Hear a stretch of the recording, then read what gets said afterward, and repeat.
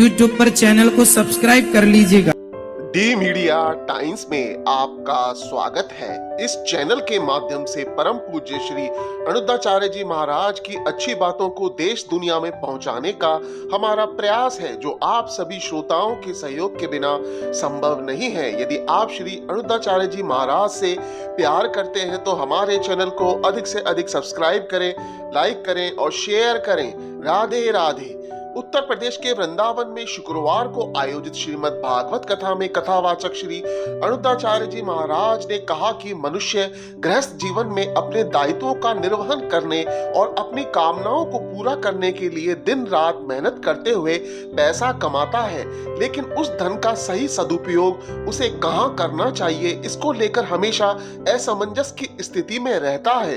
अनुद्धाचार्य जी महाराज ने कहा कि मनुष्य को जीवन में धन का सदुपयोग करना आना चाहिए और धन का सदुपयोग यदि समझदारी पूर्वक करें तो यह आपको न केवल भविष्य में आने वाली परेशानियों से बचाता है बल्कि शुभ फल प्राप्त कराता है।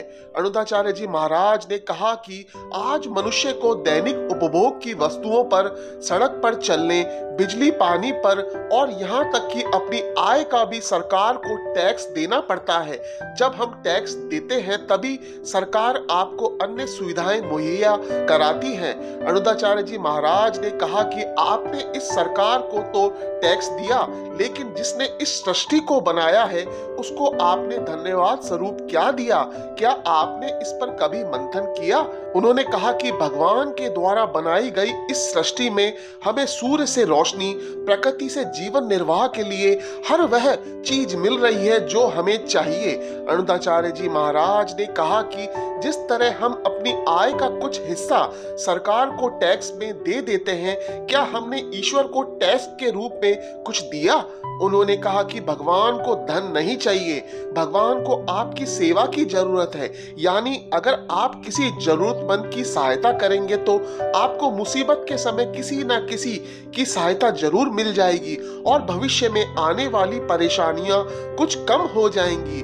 अनुद्धाचार्य जी महाराज ने आगे कहा कि यदि आप अपने सामर्थ्य के अनुसार धन का सदुपयोग लोक कल्याण के लिए करते हैं तो भगवान आपसे खुश होते हैं और आपकी हर मनोकामना को पूरा करते हैं। इस बात की जानकारी शास्त्रों में मिलती है कि आप अपने धन का कुछ हिस्सा जरूरतमंदों की सहायता के लिए खर्च करें या फिर गरीब निर्धन को अन्न का दान करें, किसी भूखे को भोजन कराएं। यकीन मानिए आपका कल्याण होगा। शास्त्रों में भी दान देने का विशेष महत्व माना गया है। इसीलिए तो आज हम प्राय देखते हैं कि दान पुण्य कई लोगों की दिनचर्या का अहम हिस्सा है। लोग सुबह गाय को हरा चारा खिलाते हैं, कबूतरों को दाना डालते हैं, चींटियों को आटा डालते हैं। अनुद्धाचार्य जी महाराज ने आगे कहा कि आप अपनी क्षमता के अनुसार दान करें, जरूरतमंद की सेवा करें, लेकिन एक चीज हमेशा ध्यान रखें कि जो आप दान दे रहे हैं वो सुपात्र को होना चाहिए, हर किसी को दान नहीं देना चाहिए।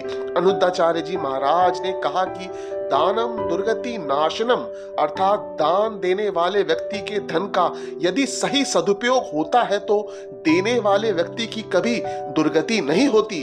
फिर भले ही आपने अपने जीवन में जप तप और पूजा नहीं की हो, लेकिन आपने सुपात्र को दान दिया है तो आपका कल्याण होगा।